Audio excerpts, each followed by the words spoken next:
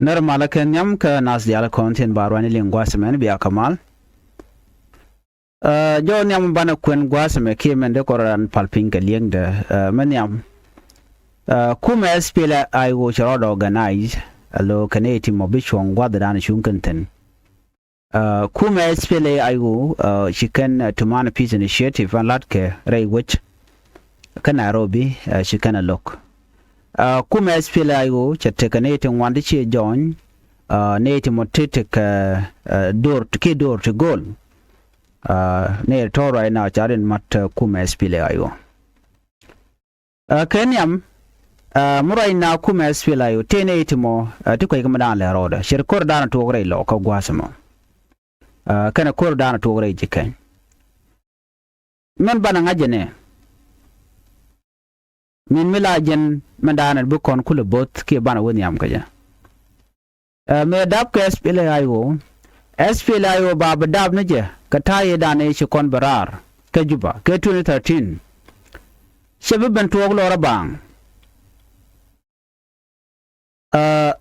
SPL ayo murai na SPL ayo kontem right now chinati ke dek chetene recording chalga SPL ayo kanedi chala SPL aji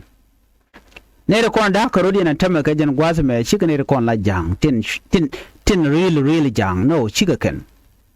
kan nuari akan charo kule jego ano ku kana jena mudo dien joy kan Nuer ka jiku kan lole lamu gwa ka kuma kirmi yadit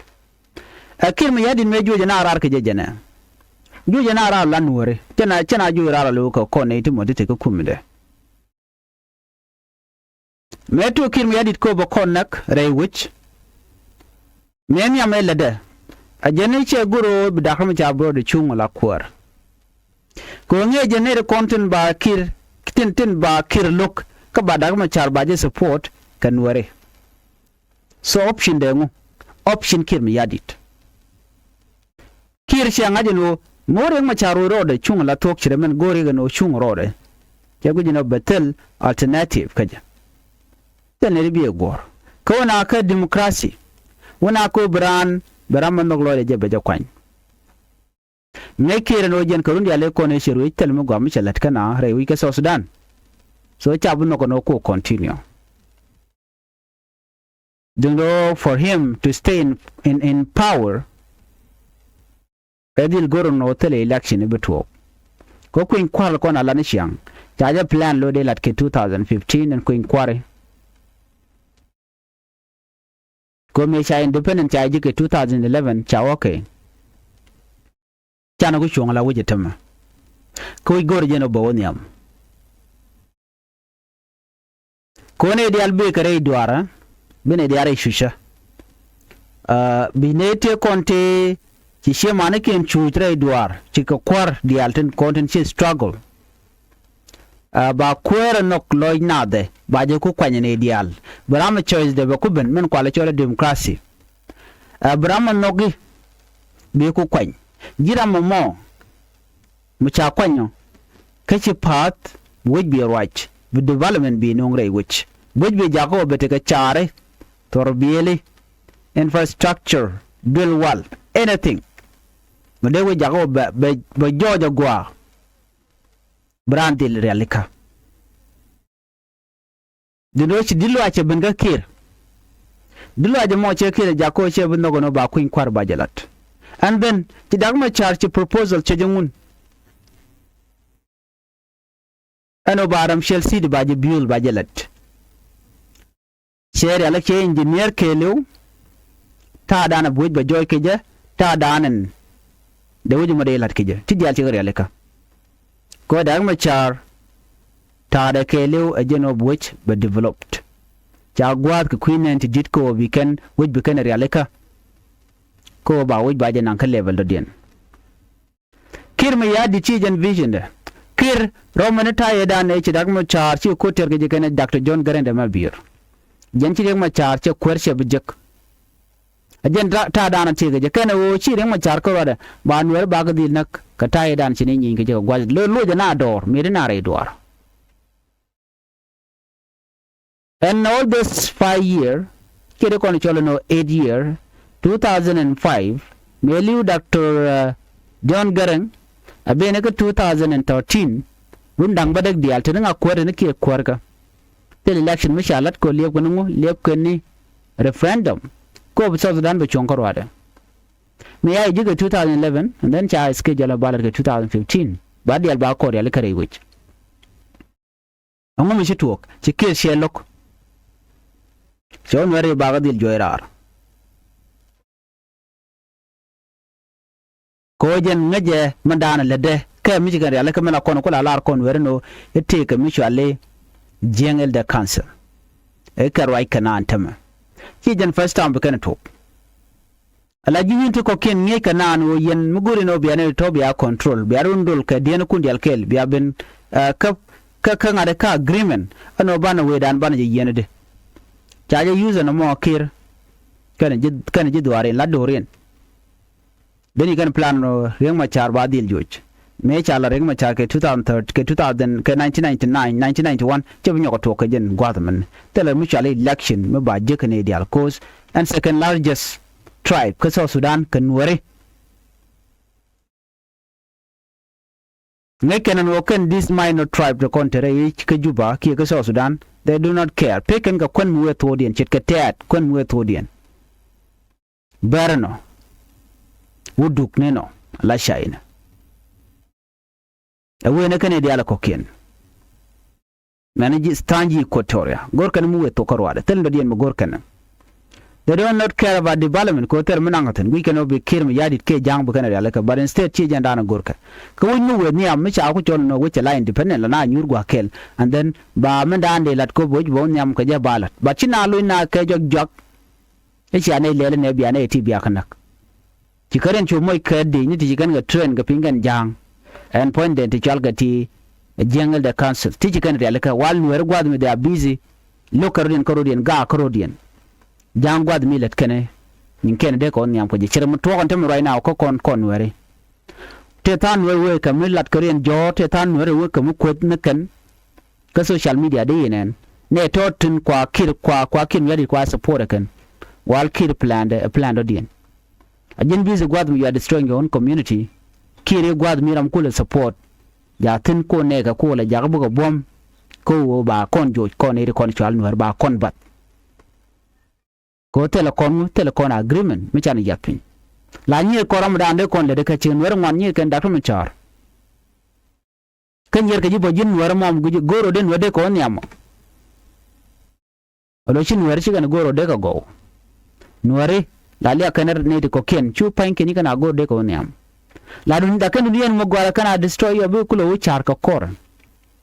alo we are living in realization du mun ngai kone ne Mga ikone ne cha konde na konware. Chicho. Yendo mi shane na biya kapte and then you deal with it. You deal with the problem. So chana ku benene. Kajan gwasa me ko chi cha SPLA yo cha ja dab ka cha chola SPLA yo dab ja Karim Nuere ka cho Nuere. Me wade mal de jalat de na lui kete konde de da kuma charkala do ba lakchit ke national election. Mi jikim yadi chakulo ben ka kore. Men se ngaje no ci duor ci wotot a ci gad jan bu gan ngaje no men randi ne gula me jek ci mo ko me lat ke dak ma char gula thok ba lo ken dak ma char ko jene jor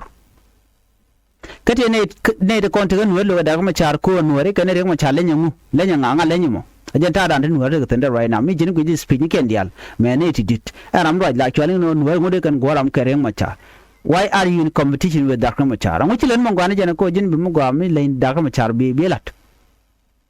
ken da mo char kan tidu kap jin lan mi longa mo kan lan chu na chu ko kon pen ko le ne chi ne na jugno kwane support no we ne ro community da na rande der men da ande longa contribution der je long mi tore chi longa to mi bi ne ko be ji be ken lok but we complain no jine e nga ka me mu cha no ko no kon nganje no jen ngu mi chelat ki ngu mi chelar den bu kulo ko garame ku ne support loroba jin rek ma char bala jen tool dan bi use bi met be je gaje bi ko ne ti man tam ka juba de laro de rek ma char jen men dan cham ka jogde ne dial mi che lare lo ko dakar ma char ka chi kut and then bi jina ram mo me ba no ka kir mi jadi ko jen dan gor janga jen Nuere bu ma ka kwa destroyed tel ram gar mi gor ke me bum bum Right now we are target. Ram mamura ke social media la jen wade ga tenene jin target ke jang cha goroje. Taram ken te kel ga jang te ga jang to go ka jang te je. Chere mo to kon kan wari je ga ta ma kan wari go. Wari je ga tin kon na kan met. Tin go ne met tin we ka ka. Ti dier kan ko de dore ndara tik. Kan tele ke legacy we we can leave behind. Teleja. Biar yaran. Chang man chan wari ko bulong chang ram chi mi jeglat la lyakan. Ramichi dorun che chot pin ram chi ade gorde yen chong je kel. Ramichi dor pin jane. Ramimo mi jog na no nwere kan na chirmenen kona chal kan were ke terrorist. E kan were kan e jek kwa kola nakalem lem. Ka do mi be kaka. Ju kan yo en wo bia mal kun bia ya pinen yamda. Ne to de ko gor. De kon chong ka kel kon were. I don't think so na me che chong. Ka kujemo cha SPLA ayo cha jadap eno karim dan idag machar ano cha nyolo dawo ka kwi malka en agreement dan lu jere wi ke jakan kir kan jawlat agreement lu re wi ke je wo ba niche transitional government beritin ba power sharing ba jalat and then amendment cha queen kwar cha jalat then after then queen kware ramadan chipa ni kir ke radin yipa be wi be churai bineti buka la loro bang ti pan rek ma chanen bo be raj bo be jale ka anyok en obram be ko dong run de run ngwan run di den be thok bradi be nyok brek ma kan kuin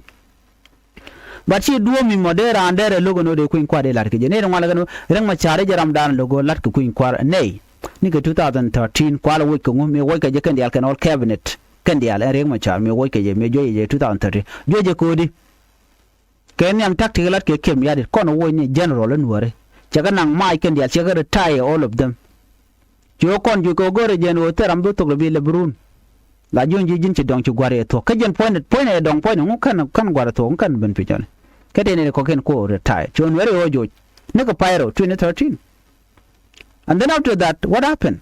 jo ko yo to ken am kan ko to gere ma char che jo kala no to wona ko kuin kwar ci ma char baro de chung den che lok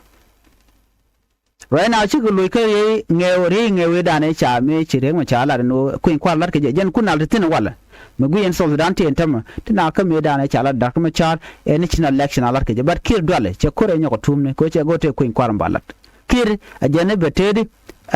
be pel che be pat ko di che da mi di che create ka South Sudan che create kan Nuer community every corner tegne to ngwane anaga kir mi yadi ji ko tore anore even jang tat we amin ne kon shala baran yer kan wore tel gwam ken ne to ken ka na nakten so jam ne to che kim yadi che mo ke fear ko der goro ba kuin ba je woch ba ken che pat nin che ro chu mo ken te la loyal ka je loyal lisa ken de kon nga tingada a chang cham jang te de ngo chung kan ge kel ken te these are the people den cho kok ka yu ko be kana gang wi kwam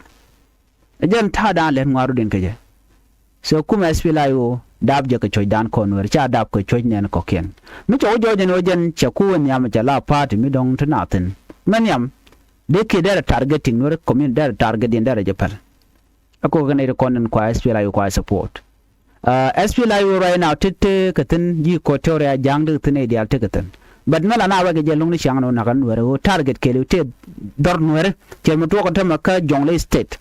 na kan nwere chimete ka panal ka ngano kwa target kan wore mijin yu state bone kan wore kan diar so jen milar kono nodi kir ko target ngano ko target wore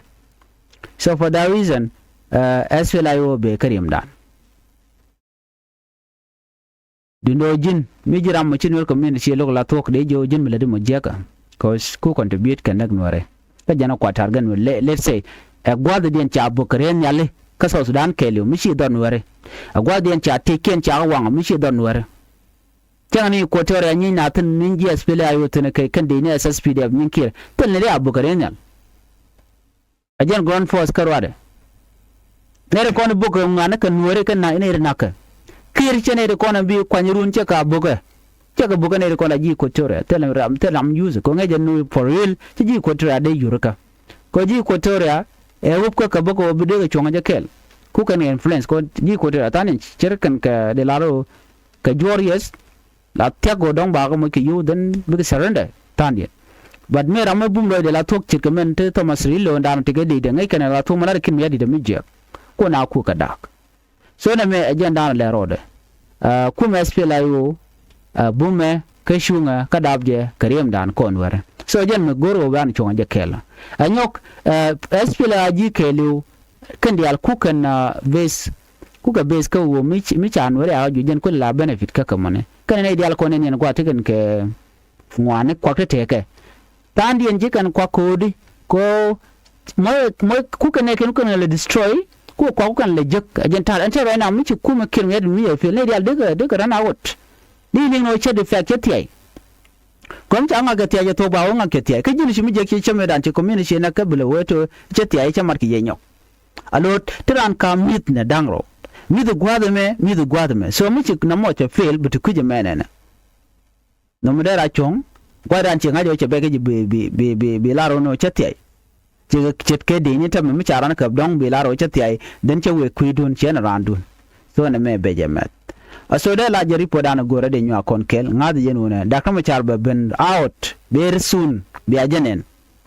aba kuin kwara ba jalat ka bala ramadan bi Sudan bi roj based on tin content na kaje ano be Sudan bi janang niam ngad je gwabo no dakama char chelet ko ne ti kan wore kine ti ga jang kine ti ji ko tira kan dial no ko kan dial man goro country da ta development ajanen yana makan yal den yal meche sai me change mu chola da mi choko UPA on chola da no kir jaram dan len mi chorlut yen kwala ti no kam kan te yene dag ma char kelon kan jeno ne chonga ene dom kir bro de lo ger gwade dan jen tay dan ti jen ka but right now dial they are very clear no kir tel mu gwa mu gore mi de to ko Sudan era mi mo logo don mi lo kir mi yadi ke che go de ke dara continue ene mi donga don kir mi yadi jen tay dan ko kana level ke je bana je ka gwadan bebe anga jeno SPLIO is winning viva SPLIO and viva Dr. Muchar Betemal